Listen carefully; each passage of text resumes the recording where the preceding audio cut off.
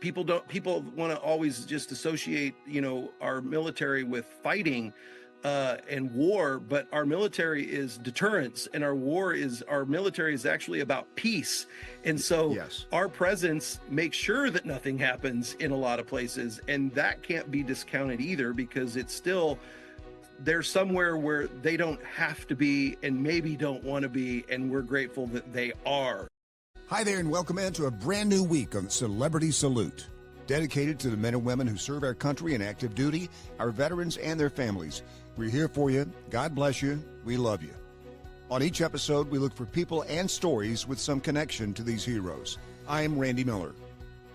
Eric Stonestreet is an Emmy Award-winning American actor best known for his role as Cameron Tucker on Modern Family. Celebrated for his comedic timing and heart, he has appeared in film, television, and voice acting roles, while also supporting charities focused on children, education, and animal welfare. Hailing from Kansas City, Kansas, Eric brings Midwestern charm and humor to every role, making him a beloved figure in entertainment. He's the spokesperson for Norwegian Cruise Line. He is the spokesperson for Norwegian Cruise Line and is currently in the role of serial killer Al Jolly on Dexter: Resurrection. We're honored to welcome back Eric Stonestreet to Celebrity Salute. Hey, welcome back to the National Defense. It's Randy Miller, and we've got our good buddy Eric Stonestreet with us. You know him as a serial killer, and he's doing good. How you doing there, Skinny? Yeah. Oh, yeah. Well, I'm trying to get in a little bit better shape at 53.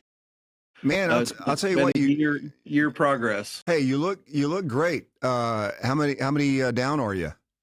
I don't actually know. I just know my clothes feel better. I try not to focus on that and just eat better and make better decisions, but I'm down a significant amount, I think. Well, Yeah. so you're on the Manjaro? Yeah, I can't say that really was the thing that worked for me, though. I think in more than that, because when I started taking it, I was like, okay, well, here we go.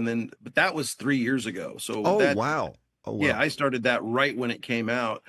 But what's happened really is I wasn't taking good care of myself with respect to my diabetes. So what I've seen is like, oh, the Manjaro really does what it's supposed to do, which is control my A1C.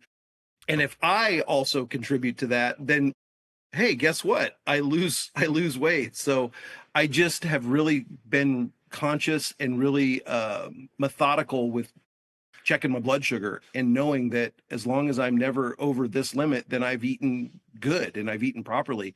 And by doing that, and I've cut out all sodas and diet sodas. I try to drink iced tea and water only. That's really what it's been, and moving around a little bit more. Well, and it is kind of a mindset, isn't it?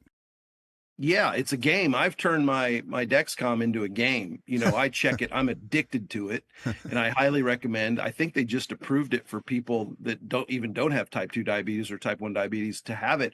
I find that it's been a remarkable tool for me because my doctor said, hey, don't go above this 2 hours after you eat. And so now I can measure, well, I had 2 pieces of white bread, or I had half of an order of McDonald's French fries or whatever it is, and I stayed under that number. So I know that I can have that. Oh, that's cool. I can't exceed that. Well, congratulations, man. Thank you. You look fantastic. And a buddy of mine is on Manjaro, and he's lost like 80 pounds. But his big complaint is because you really can't control where you lose the weight, right?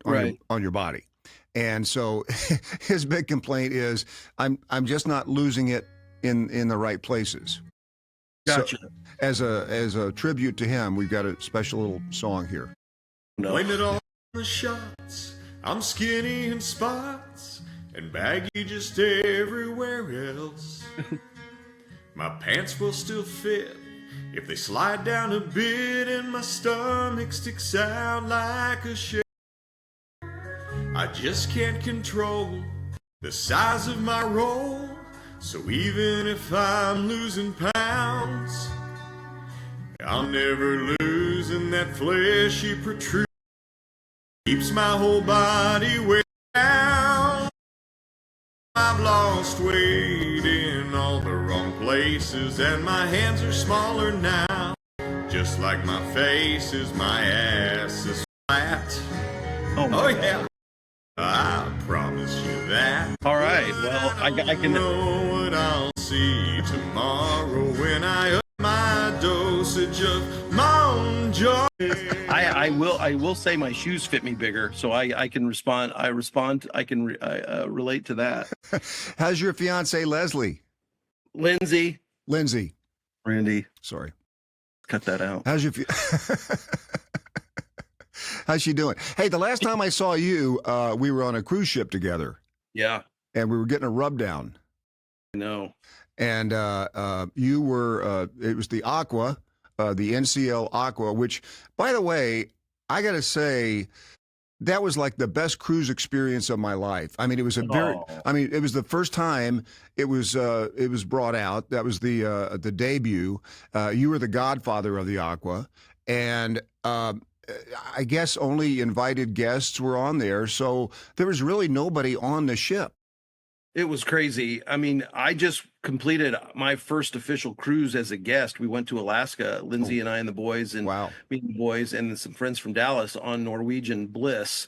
So that was my first cruise that wasn't kind of work, because you had a good time on Aqua. I still had some responsibilities of work to do. Right. But yeah, the only other 2 times I've been on have been to shoot commercials or that. So I'd never even really experienced a full cruise environment. But how beautiful is Aqua? She's incredible. I was so proud they asked me to be the godparent and the godfather and the brand ambassador for Norwegian. I hope I continue to get to do that. They're a great company. And as you know, David's just a phenomenal guy. Yeah. Just a David Herrera, the CEO, is just a great, he really is a good human being. And you can tell why everybody likes to work for him. But so let me ask you about the christening. So you christened it. That was kind of a weird christening for me. I thought, I went back to the old, bottle of champagne against the ship, but they didn't do it that way. No, they told me right from the beginning it would be automated, and I would push a button. Now, a bottle of champagne did hit the ship. Yes. We just didn't see it in person. Right. I didn't know how that was going to go. Funny story, I didn't get the memo people dressed up for that. I showed up in khaki pants and a linen shirt, and then my manager came back and he goes, "Did you know everybody's dressed up out there?" And I'm like, "Shut up. Like, are you kidding me?" So I went to David and I'm like, "Man, if I was supposed to wear a suit, I had no idea." He's like, "Are you kidding me? You're dressed exactly how somebody going on a cruise is dressed. We love it. Don't think another thing of it." So I was embarrassed, but it's better to be underdressed than overdressed. But I was underdressed for a christening for sure. But what a great experience. And then they take us to this private island, and they put us in one of these villas on the beach, and I'm thinking we're the only ones, in that villa, and about 10 minutes later, there's about 6 other people that come into the villa, and I'm just floored. I'm like, "Get out of my villa," and they're like, "No, we're from Bank of America. This is our villa," and and it was for sponsors and different people like that. Yeah. But man, there's nothing wrong with that cruise. There's nothing wrong with that cruise. That was fantastic. There's nothing wrong with that company as far as I'm concerned, from a customer and from a well, I guess I'm an employee as well.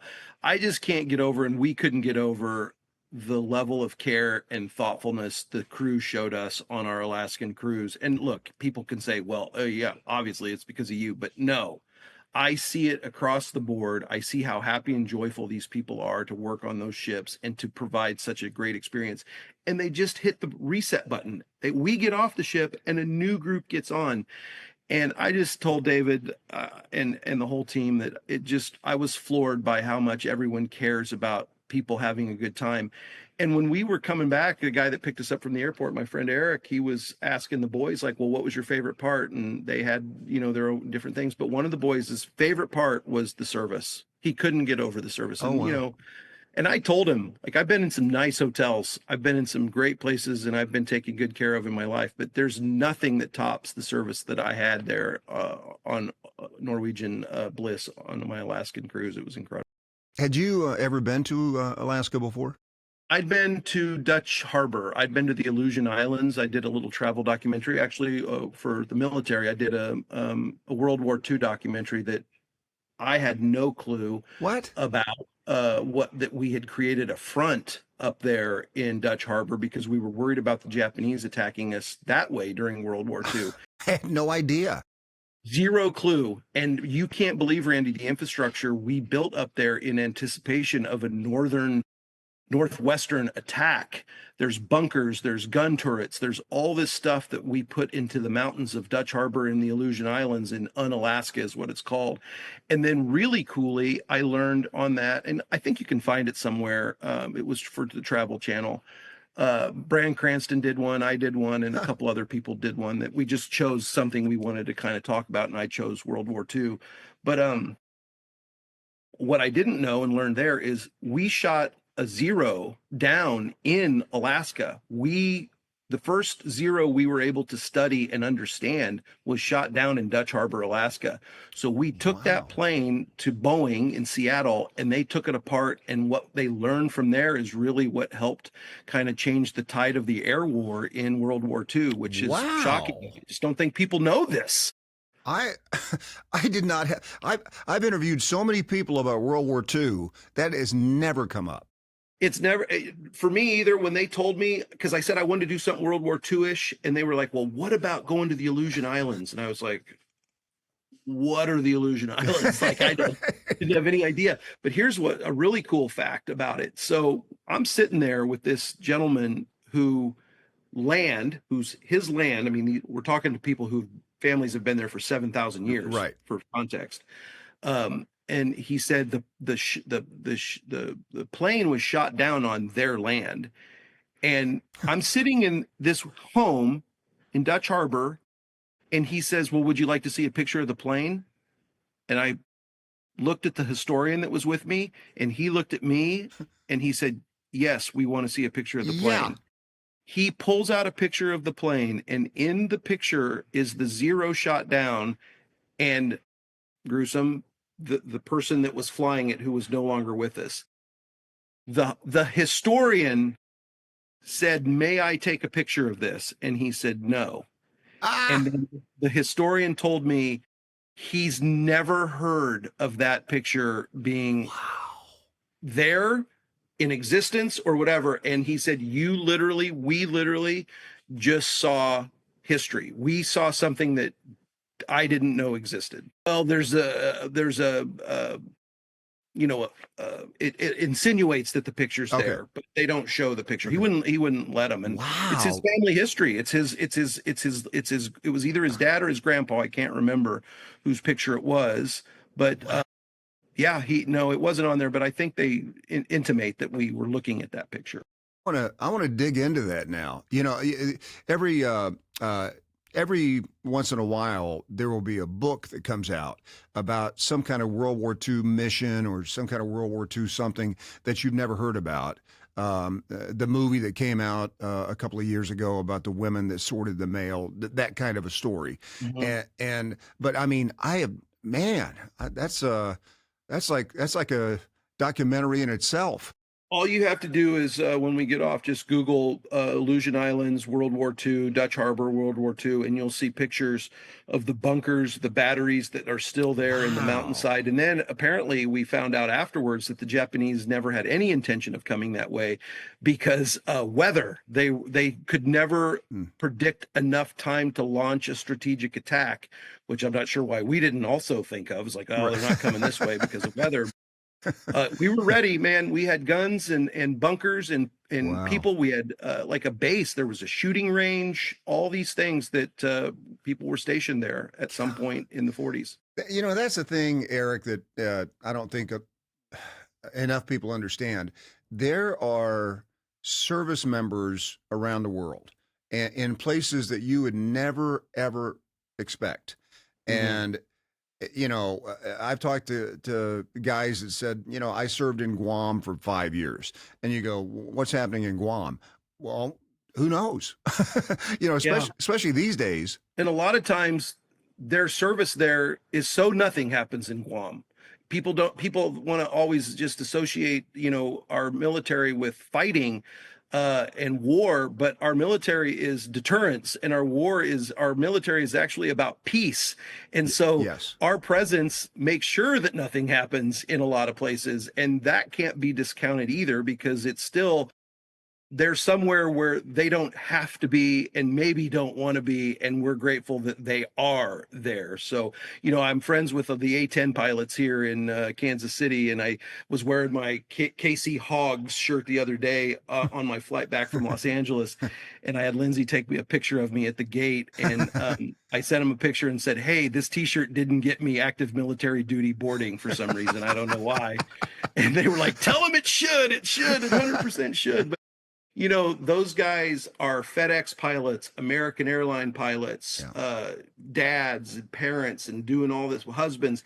And yet sometimes I'll text them and they will not be in Missouri. They will be somewhere else. And it's just so hard to believe that the person I know as the PTA guy and as the FedEx pilot is also potentially downrange somewhere in the world that we have no idea where they are. Yeah.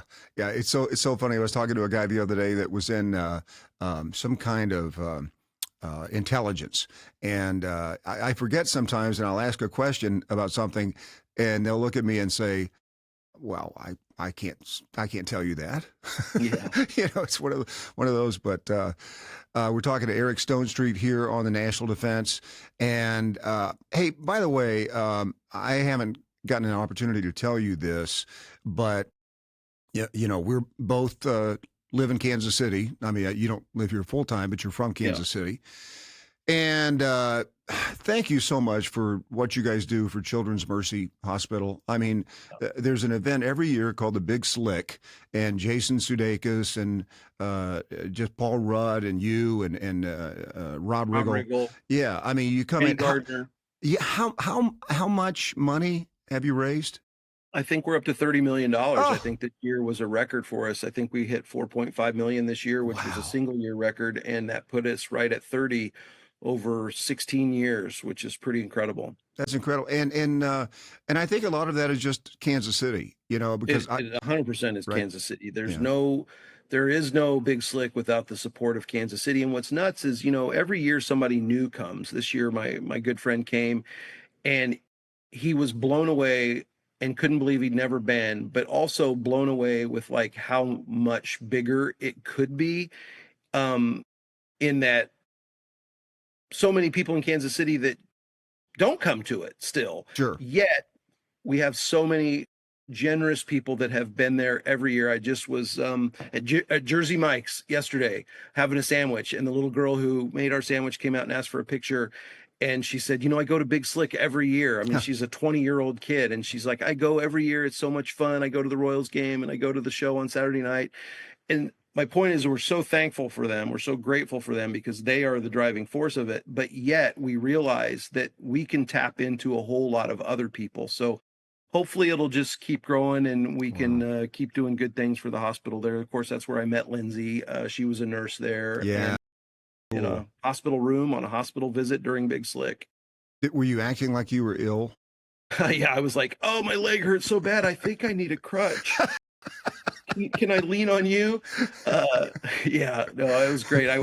I'm so thankful that we have that story to tell people that's cool. How we met. I mean, when are you getting married, man? I mean, you've been engaged for about 12 years.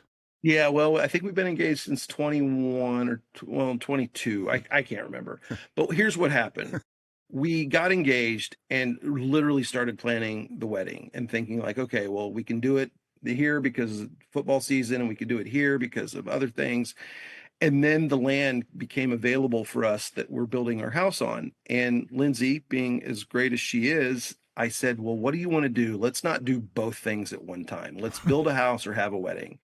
And she said, let's build a house. And I'm like, that's why I'm with you is what's better than a relationship? We've been together almost 9 years. So it's not like we're at the beginning of our relationship, but what better way to start a marriage and a committed relationship than literally building the bones of a home together? Yeah.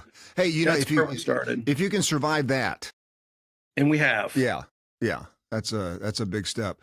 I want to talk about Dexter, man. This is, you know, I've always respected your talent and your ability, but wow, next level. So you play a grandfather serial killer on Dexter Resurrection, and you are so super creepy. Yeah. I mean, like, wow. And how did that come? So I know that you originally auditioned for Dexter as a serial killer, right? Hmm. Victim. Oh, as a victim. Okay. Yeah. So years later, how did this come about? Did they go, "Hey, let's get that guy from Modern Family because he would make a really good serial killer"? Yeah, I mean, good story. It happened literally where I'm sitting right now talking to you, just somebody else, the creators of Dexter on the other end where you're sitting. They called and said they were thinking of me for a part. Dexter Resurrection was, they were creating a new show that Michael C. Hall literally started by asking, what if Dexter didn't die?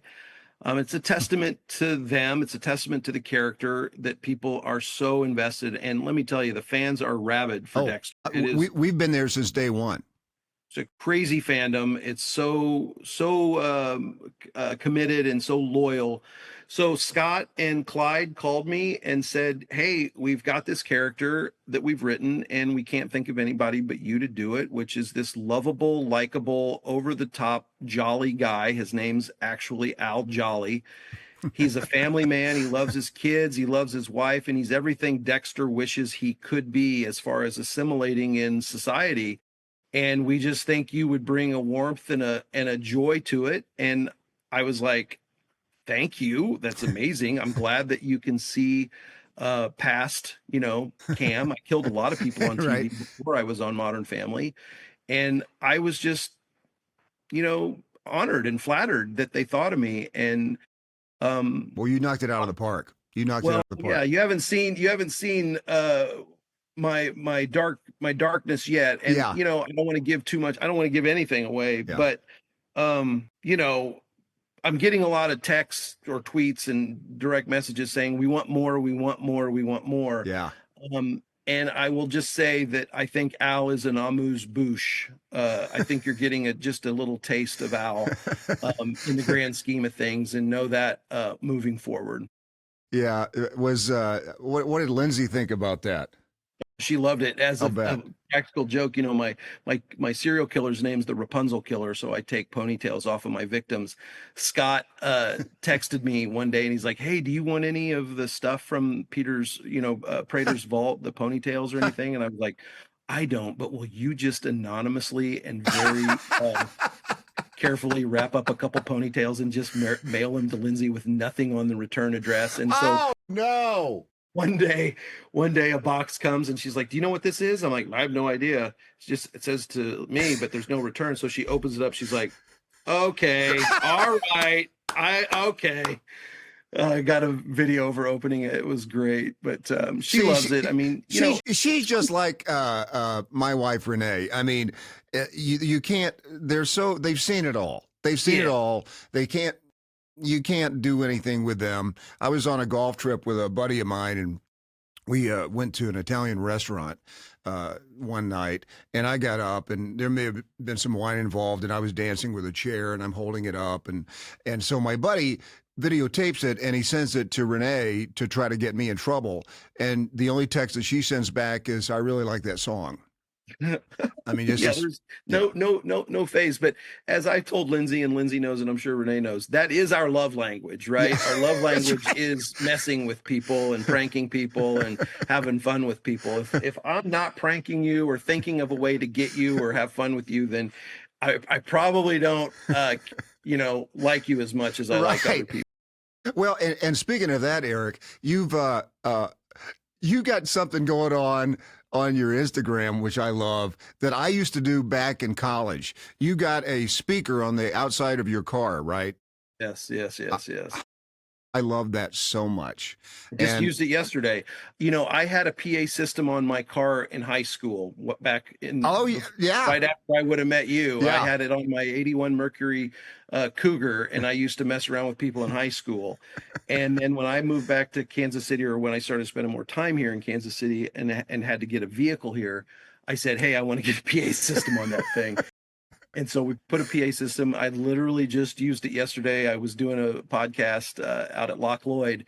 And as I was leaving, the people that I just talked to were teeing off on one. And of course, they have no idea that I'm driving by. And certainly they have no idea that I have a PA system. And I'm Right. like, next up from Tampa, Florida. They're like looking around. So I have too much fun with it. I love it. I remember being with a buddy of mine in college, and we're driving past this bar, and a guy, we're stopped at a stoplight, and the guy's getting ready to open the door, and I said, "Do not go in there. I told you, you do not need another drink." And the guy's, Oh my God. Oh, it's so I much pulled fun. up to Big Slick a couple years ago, and Dave Keckner's sister Joan Keckner, she's a good Catholic and just a great human being. And as I was pulling up to the Westin Crown Center down there, she has again no idea I'm there, and no idea I have a PA system. And as I pull up, I see her walking in, and I just get on it and I go, "Joan," and she does this, and I laughed so hard. I said, "Could you be any better of a Catholic? You heard your name and you looked up towards God. Was your first instinct not around, but was God? Is God talking to me right now? I'm here. I'm here. Yeah. Are you calling me home? I'm available." Oh man. Oh, that's so good. We're talking to Eric Stonestreet here on the National Defense. What kind of things? So, aside from Dexter, what kind of things are you being pitched right now? Well, half-hour comedies. I mean, I just was answering that yesterday and asked me what I'm most excited about. And it sounds lame, but I guess it sounds like I don't have anything going on, which is not true, but I'm most excited about what I don't know about. And I always get reminded that I need to remain excited about things I don't know about, because things come across the table, and come across the desk. And, I just got asked to be on a TV show in New York City that I unfortunately had to turn down because of some other commitments. I was very excited by the prospect of the part, and it was very cool and fun. But I had to say no to that. I just got a really nice email from a former writer from Modern Family, who's working with a very well-known actress, and they said your name keeps coming up to play her brother, and so things like that. I mean, like I said, Sounds like you don't have anything going on. Yeah. And I got the whole Manjaro campaign happening right now. I'm going to be shooting those commercials. We have commercials coming for the campaign, and they've kept me busy. I've been to Indianapolis and do my immersion day. I got to meet the person who created Manjaro, which how many people can shake the hand of a scientist? How skinny was that dude? Huh? How skinny was that dude? In very good shape, Turkish gentleman, scientist that's been in America for a long time. And look, I told him, I'm honored to meet you. I'm meeting you on behalf of so many people that you have helped, right? I am the lucky guy that gets to be here, but I represent so many hundreds of thousands of people whose lives you changed, because I don't want to have the complications of type 2 diabetes, and controlling my A1C, and anybody watching, controlling your A1C is the first step of doing that. And this drug, along with diet, along with exercise and taking care of yourself, which is what I'm trying to do, it works. And I got to thank him, and I got to say, that's cool. Awesome. So they've been cool. taking up a little bit of my time. I got more press to do with that. Be on some shows here soon, go to New York for press, and then shoot the commercials. So and then the house. I'm busy. I'm happy. I'm doing what I want to do, as much as I want to do. I've got your next project, by the way. Okay. So I discovered there is an industry that has not been portrayed in a sitcom. I mean, that's pretty rare. That's pretty rare. It's all about realtors, and it's called Listed. And I wrote the pilot. You did? I did. Boy. Well, on Modern Family, we had a whole segue with Ty was a realtor, right, and Rob Riggle was his arch nemesis. I need to send this to you. I feel like there was a pilot, or I feel like there was a show called something about realtors, but that's a really great world that if it hasn't been explored, needs to be explored. And there's so many. I mean, there've been a lot of shows, selling LA, buying LA, selling Manhattan, but there's never been a sitcom. And so I wrote this pilot that I think is hilarious, and I need to send that to you. The first step is for you to think it's funny, and then have other people squash it for you. Right. That's what always happens. I'm always looking around looking for people to kill my dream. Yeah. Well, there's plenty of people to do that, as we know. So how excited are you as a Kansas Cityan to know that World Cup, I mean, it's the biggest thing in soccer, and it's going to be in Kansas City next year. That's amazing to me. Yeah, I think it's great. I think people are going to get a taste of like real traffic and like real congestion, which is pretty hilarious. Yeah. I know. Oh, I know. I love it when people here go, "Oh, I was in traffic. I an extra 10 minutes." Yeah. I always say, "Oh, you were in traffic. You had to tap your brakes one time." Like if you touch your brakes on your commute, that's traffic here for the most part. That's right. I'm excited to see how the city handles it. I think it's going to be great. Kathy Nelson is a wonderful person, a wonderful human being, and I've met all the people there that have been tasked to deal with the FIFA stuff. They came to Big Slick this year and gave us a beautiful scarf to wear and did some promos for them. Look, I can't wait. It's not just the biggest in soccer.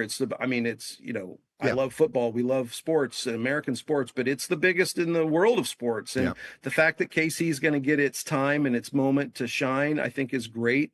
I'm excited to see how it goes. I'm excited to go to whatever matches are here at Arrowhead, and it's amazing.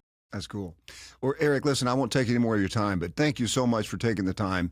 Yeah, you got it. Best of luck with Lindsay, with the house. It sounds like you got a lot going on, and listen, we've got a part for you enlisted. It better be number one on the call sheet. Ed always said the best thing about being number one on a call sheet is you don't have to deal with the jerk who's number one on the call sheet. Isn't that a good one? I was like, I'll remember that. He used a different word than jerk. I talked myself out of using the word that he actually used because I didn't know maybe who was listening. So I changed it to jerk, but it wasn't. Eric, thanks so much, man. Great to catch up with you. Yep. Thanks, Randy. See you guys. See you on the next cruise. This podcast is available on Apple Podcasts, Spotify, Google, or wherever you get your podcasts. You can also say, "Alexa, play the National Defense Network podcast."